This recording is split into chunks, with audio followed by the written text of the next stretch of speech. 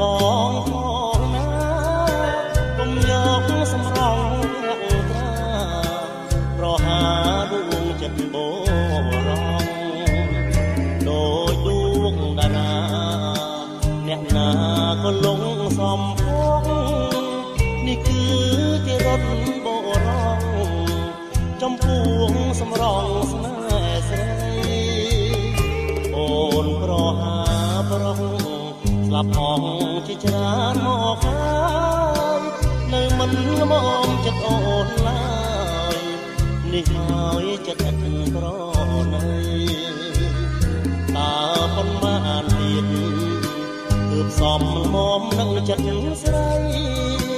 ប្រប្រងអស់មួយផែនដីមុខ